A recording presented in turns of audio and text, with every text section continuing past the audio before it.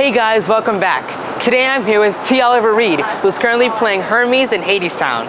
You may have also seen him in Mary Poppins, Sunset Boulevard, and Thoroughly Modern Millie, just to name a few. So, let's get on with this video. Here we go! Broadway time! So my first question for you is, how did you get into theater? I got into theater when I was 9 years old. I had been singing in church since I think it was like 4 years old. So I had always been singing and dancing and watching movie musicals on television. But when I was 9 years old, my elementary guidance counselor asked me if I'd audition for a show for our local little theater. And they were doing Shenandoah, and the role called for a 13-year-old sort of early teens slave boy named Gabriel. Okay. And I just felt like I was too young, and I didn't think it was going to happen, and I got this call saying that they wanted me to do it, and that was my first job. Ended up, I say job because that's where that was my first sort of entry into theater with that show, and then I did a few shows with that local little theater all throughout high school, and then some summer enrichment program shows like Bye Bye Birdie and Oliver and all those things. But yeah, I was 9 years old. Amazing. And you know, what has it been like playing Hermes in Hadestown for the past couple of months? It's been great. I mean, in many ways, it is, again, the culmination of a lot of time spent, a lot of energy. It feels like I've been rehearsing and understudying and preparing for it for the past 3 years. Watching Andre DeShields in the role and then being able to step into it myself. But it's been spectacular. It's been really pretty amazing the entire time, and everything I hoped it would be. Amazing. Yeah. And a couple of months ago, you know, Hadestown had a whole bunch of problems with the cast, COVID and other issues as well. And you stepped in and saved the day as Auntie Fate. Auntie Fate was on the stage, yes. Yes. So what was that like? Like, take me through the day from the top to bottom, playing Auntie Fate. Well, first of all, like that, it was a joke for us in rehearsals because I was dance captain, so I know all the roles, and there was always if there was a fate out or someone was in a costume fitting or something, I would step in, and also teaching auditions, so if new people were coming in, that material. So I knew it. Yeah. And I had sung a bunch of it in rehearsals because when we're working, there's always that, like, well, I'll sing this part and I'll sing that part. Many days I'm singing every part of the show. But that was a Wednesday. That Tuesday night, stage management came to me and said, there are going to be only 4 workers tomorrow in the show. Yes. So already I'm like thinking through the show, okay, how do we do this with 5 chairs, 3 tables, what do we need to get rid of so that we can do the show on Wednesday matinee? Woke up Wednesday matinee, decided I was going to go to the gym just to sort of like clear my head for a couple hours before the show. Got to the gym, got a call from stage management that said, okay, so now we're down to 3 workers. Wow. So then, because it was totally reshifting everything for the show. Got to the theater, we all got there around 12:30, went through the entire show with a 3-worker track. Now I was supposed to be on for Hermes that afternoon. Okay. Once I started thinking through everything, it's like it actually makes more sense for me to be in one of the worker tracks, because if something goes wrong, then at least I can help fix it. As Hermes, there's no running into worker territory to fix things, but as a worker, I could do that.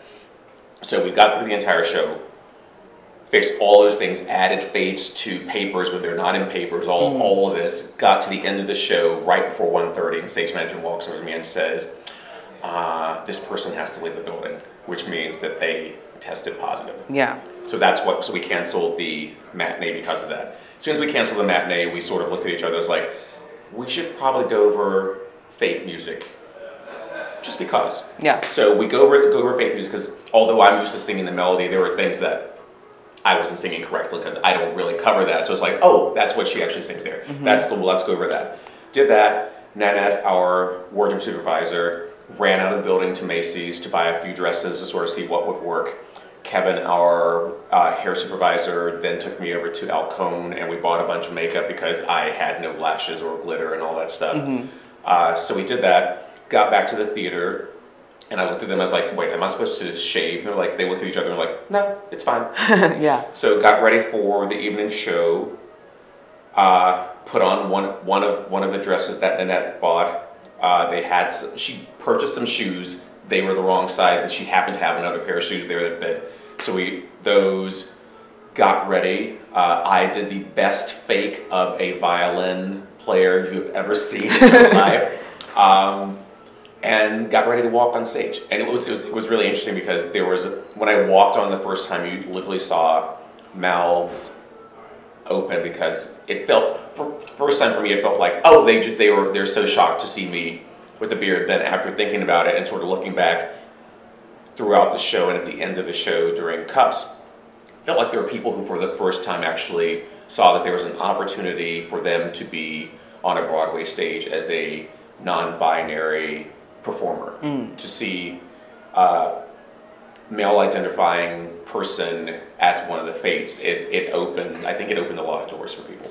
Nice. Yeah. And I mean, Fate 1, because you were playing Fate 1 that night, yes. That's a very soprano role. Yeah. So, I mean, was that hard for you, or do you just sing up there? I've always, I just sing up there. But I've always had an extended vocal range. I realized it in high school when I would sing with the sopranos half the time when I wasn't singing with, depending on when you were in high school, I was in the tenors sometimes, in the basses sometimes, depending on what the song was. I would always sing with the sopranos. During college, I went to the University of North Carolina School of the Arts. Piedmont Opera Company was there, and we always sort of did things with them. And I many days would sing whatever the soprano aria was. And it was at the end of college that I lost a bunch of those notes for some reason. They just sort of went away. And then I understudied Mary Sunshine in Chicago, so used them there. But yeah, they've always been. I've always had that extension. So it wasn't difficult for me.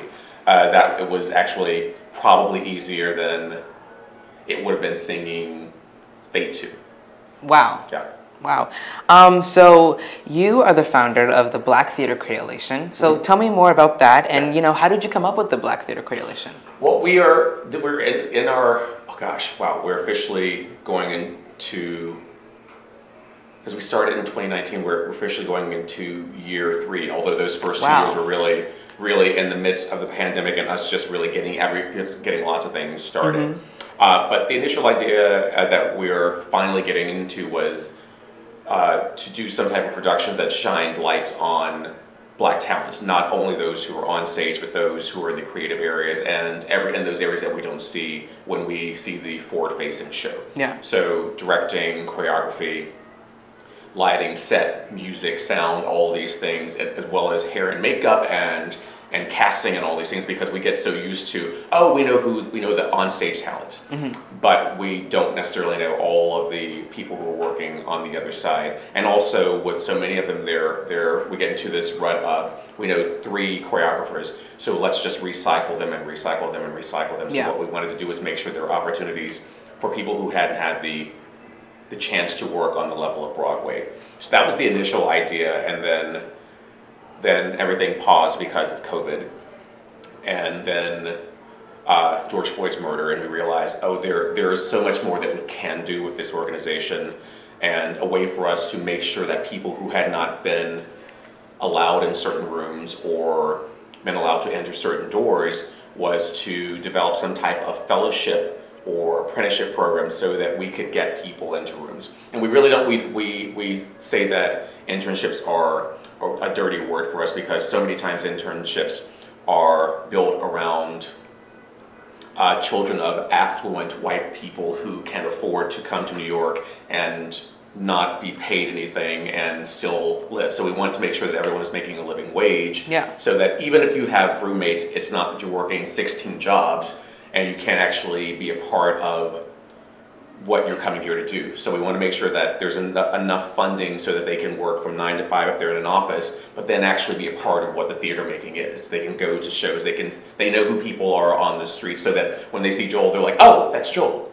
When they see Jordan Roth, they're like, oh, that's Jordan, as opposed to, I have no idea who anyone is, because all I do is here, work, and I'm missing the part of the theater making that is the exceptional part of the experience. So we wanted to make sure that that was a part of what we're doing.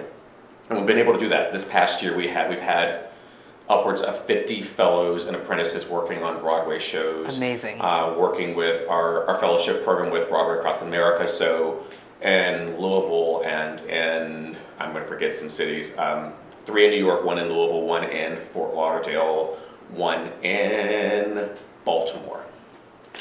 So that's going into the second year.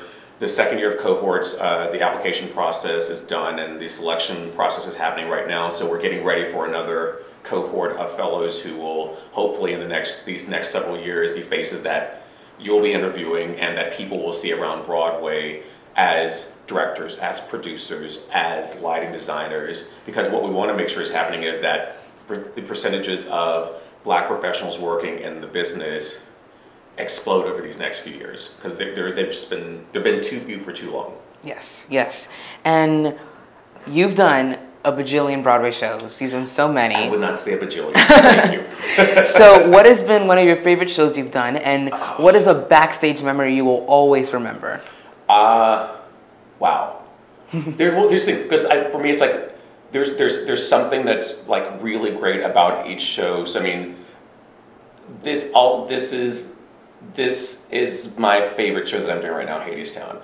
When I first started listening to music, I couldn't stop listening to it, and to, you know, be a lead in this show is an experience that I won't ever forget. Yeah. Some other stories. I mean, there are just so many stories. I mean, like with Thoroughly Modern Millie, every night when Sutton got to Gimme Gimme, literally every cast member who was backstage would stop what they were doing at the end of the song, because it was like we were trying to will her the energy or the vocal placement to get through the end of that song. And as soon as she finished that last note, then we went on to what we were doing. With Follies, Marge Champion, who was the original human being that the Disney Snow White cartoon, the animation, was based off of. Apparently her father worked for Disney or something, so they brought her in and she danced around the room, and so that's why Snow White dances the way she does in the animated feature. Wow. Marge Champion. But during Follies, there's a moment in the Belasco Theater is haunted without a doubt. One of our cast members in there saw the ghost one day when we were teching the show. But Marge, so we had an elevator in the middle of the stage, and a couple nights the elevator would just start moving without anyone hitting any buttons, no one around it, no nothing going on, and it would just start moving. So there's one night all the women were doing Mirror Mirror, and they're on the elevator, because they stand on it, they move off, it goes down, and then their ghosts come back up in these gorgeous costumes that Theone Aldridge designed for them. But Marge got stuck on the elevator one day, and it went down, and it went down, and it got down so that she was holding onto the stage like this. This is the stage. And I literally swooped across, picked her up, and put her back on her feet, and then the elevator came back up, and she always called me her angel. So that's one of my favorite. But yeah, there's so many things, like with Kiss Me Kate, Brian Stokes Mitchell, one night just completely forgot the words to Where's the Life That Late I Led, sang the same verse 3 times, fell on the stage, and laughter in the audience went out of their minds, because those are the things, you know, you go to theater, you hope that you're going to see something extra special that night. Exactly, yeah. So I mean, there are a lot of those things. Nothing for me like anybody falling off of a stage or something. I mean, you hear those stories, but most of them are, you know, those moments of like just like pure joy, or something that just, you know, people just, life happens, and it's the beauty of live theater that literally anything can happen when you're seeing a show. Yeah. And so, I mean, this question's very broad, but what do you want to do in the future? Everything. Honestly, the thing that's at the top of my list, I say this because for me, there's always a difference between someone who is a leader and somebody who wants to be in charge. I want to lead an organization that is making change in the arts. Clearly with BTC, I'm already doing that, but the big goal for me, and where my eyes are right now, is on the National Endowment for the Arts. I would like to lead a section of that, because I feel like the arts are part of, they're part of the fabric of who we are as human beings, as Americans, and to make sure that the art forms that I have loved since I was, you know, I don't even know how, I mean, as long as I remember, you know, musical theater and jazz and these things that are American art forms, and make sure that they are, one, protected, two, funded, so that there's another generation of art making, of creation happening in this country. So that's the big goal. Teaching is high on that list. I think that those of us who are in positions to share whatever wisdom we have, we should be sharing it with another generation, because that's a part of the learning. That's a part of the storytelling, I think, for us. Yes, and I was actually able to do a project on the National Endowment for the Arts, talking about how we had a former president who started defunding them, and I think that it's so important that they get enough funds and they get the right leaders so that they can make arts more accessible for everyone. Absolutely, and that's the difference for me between a leader and someone who just wants to be in control. Because people who want to be in control don't necessarily think of the larger picture, but someone who wants to lead understands that there are many levels of how we need to get funding to people. There are many levels of how we make sure that these art forms are protected.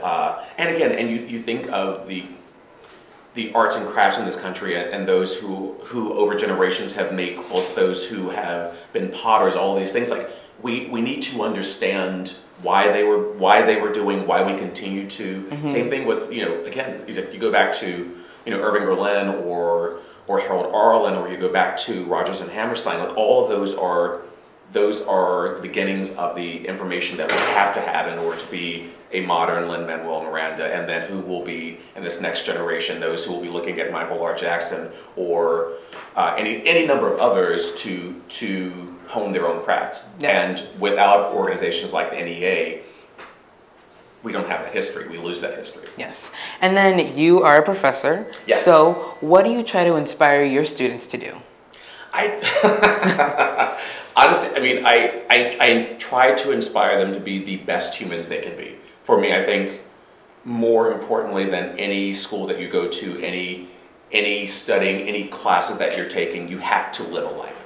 You have to have experienced love and laughter and heartbreak and sorrow and all of those emotions so that you can actually put them on stage. You know where to pull from in order to use whatever you need for a character. I think when students are just focused on, I need to be in class, I need to be on stage all the time, you're missing life. You have to see what's going on around you. You have to experience those things. So for me, it's part experiencing life. It's part making sure you're doing what you're supposed to be doing. Understand who you are as a person, what your vessel is, and what you need to do to maintain what will be 8 shows a week.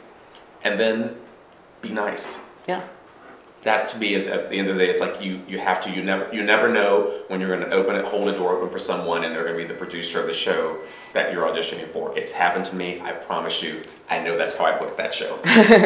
So now we can play a game. We have 2 games. Okay. You can play the first one, the second one, or both. So the first one is Guess the Musical. I will give you... Gosh. These are easy, but I will give you... I was because I'm so bad at this. Okay. I will give you a show lyric, okay. and you can guess it as many times as you want, and I also have a clue. Okay. And the second game is called Put a Finger Down. So I will give you 10 prompts, start with 10 fingers, and if it has happened to you, you'll put a finger down. So like I said, we can play the first one, the second one, or both. Let's start with the second one. Okay. And then we will see where we get from there. Okay. So you're gonna put up 10 fingers. Put a finger down if you rejected plans because of rehearsal. Put a finger down if you cried at closing night. Put a finger down if you've been noticed on the street. Put a finger down if your show has been stopped mid-show. Put a finger down if a famous person has ever came to your show. Put a finger down if you ever burped or farted on stage. Put a finger down if you've ever fallen on stage. Okay, so let me be clear on that one. That was a burp. Thank you all for Okay. Well, we've had people who have farted on stage. No, see, that's too, okay. I know what happens. However, it's like, anyway, let's keep going. We'll have that conversation another time. Put a finger down if you've ever fallen on stage. Yeah. Put a finger down if you've gotten gifts from fans. Yes. Put a finger down if your voice has cracked on stage. Yeah, many times. And lastly, put a finger down if you've played multiple roles in a show. Great! You have all 10 fingers down. All 10 fingers down. That's amazing. This is my life. All right, so let's go to game number 1. Let's see how this goes. Well, I have a couple questions for you. Okay. All right. So, I mean, who is maybe your favorite famous person that has came to one of your shows? Someone that I know or don't know. Someone that I knew or did not know was coming. Both. Doesn't matter. Both. Let's see. I'm trying to think who, because working in this business, we get used to seeing people so much of the time. At least for me, it's like it's not the exciting thing that say if my siblings saw someone or my parents came and saw a show, they're like, oh, this person in the audience. Like I've been so lucky to like work with like Cheetah Rivera, who I think is one of those people.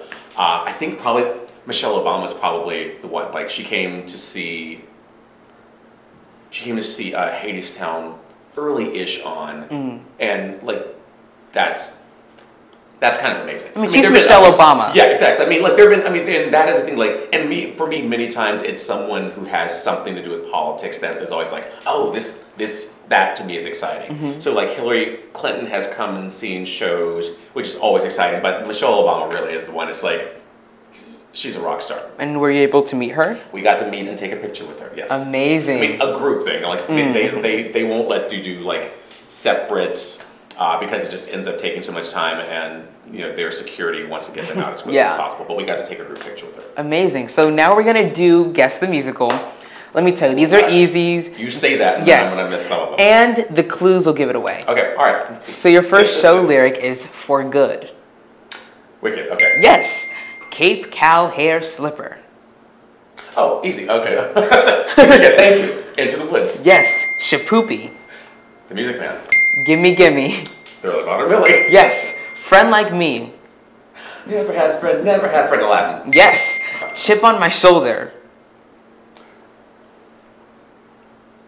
Chip on my shoulder. I would say Beauty and the Beast, but that's not right. So, can you give me a hint? Yes, I can give you a clue. The clue is So Much Better. Is that Legally Blonde? Yes! Okay, cool. You got it! All right. Good morning, Baltimore. Yes, clearly. Oh, great, I just read the name of it. Hairspray. Yes. For Forever. For Forever. May I have a clue? Yes, you can. You Will Be Found. Oh, Dear Evan Hansen. Yes. Let It Go. That's easy, that's from Frozen. And this one's even easier. The Room Where It Happens. Hamilton. Yes. You got all of them. Look at that. It took a minute to get a couple of those, but thank you. Yes. For making it easy. That was really good. We've had people who have like literally been in the show that I'm saying and didn't get it. See, that's not okay. Yeah, exactly. Bless their hearts. Yeah. But now we're gonna do quick round. So these are rapid fire questions. Oh gosh, okay. Harry Potter house. Because there are a lot of people who are Slytherins, but that's not Harry Potter's house, though, is it? No. That's Malfoy's house, not that house. What's the other one? Ravenclaw, Hufflepuff, and then Ravenclaw. Like it, I like it. Yeah. Favorite animal. Favorite animal? Ooh, favorite animal. I'll go with dog. Favorite holiday. Christmas. Favorite color. Blue. Favorite food. Ooh, steak and potatoes. And tomatoes. I love a tomato. You do? Why do you say it like that? I mean, just like some people hate tomatoes. Think about it. I Like, know. They're like mushy. I don't understand. Are you one of those people who hates tomatoes? No. I like tomatoes, but my sisters hate them. We have to have a conversation with your sister. Yeah. Tomato is the perfect fruit. It's the perfect food. Just in the summer, one of those nice tomatoes and slice it with just a little salt on it. If you're from the South and you add a little Duke's mayo and a little piece of like just white bread, it's so good. It's so good. No, but tomatoes and again like a good like just steak and like potatoes is good for me. Okay, I like it. Dream roll. Dream roll. I mean, George in Sunday in the Park with George. Biggest pet peeve. People being late. Favorite ice cream flavor. I'm easy, just an easy vanilla. Yeah. Favorite actor. You mean stage or film? Give me both. Film, I gotta tell you, basically because of the series called Luther, Idris Elba. Stage, this is not too, honestly, because I've been in rehearsals with him the past few weeks and watching what's going to happen with Death of a Salesman. Wendell Pierce, so good. I'm excited for that show. I am excited for you. I mean, I can't even begin to put into words what the feelings are going to be for everyone seeing this American classic with this casting. It's going to be mind-blowing. And lastly, favorite Broadway show. Favorite Broadway? Oh, that's a hard one. Or top three. Top three. Okay. Hadestown is one of the top 3. Again, it falls. It's in that Sondheim world. It's somewhere between Sunday in the Park with George.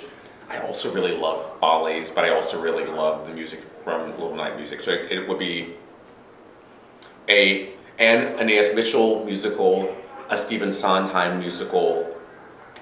I really do. Oh, see, I say I really do love Hamilton, and I think I also really love A Stranger. I can't do 3. I can't do 3. They're just because there's so many that are amazing, and yeah. Do you love Broadway in general? I love Broadway. I love theater. I love the musical theater. Truly. Yeah. Well, that's it. That's it. Yeah, that's it. So, where can they follow you? They can follow me at T. Oliver Reid on Instagram, on Facebook, and on Twitter. Nice. And no TikTok. No TikTok? No. It's too time consuming, so I try and stay away from it. Nice. Yeah. Well, thank you so much, and we'll see you guys at the next episode. Thanks for watching. Did you enjoy this interview? Well, make sure to subscribe to us below and follow us on Instagram, TikTok, Facebook, and Twitter at BroadwayTime_. We hope to see you soon for another thrilling interview.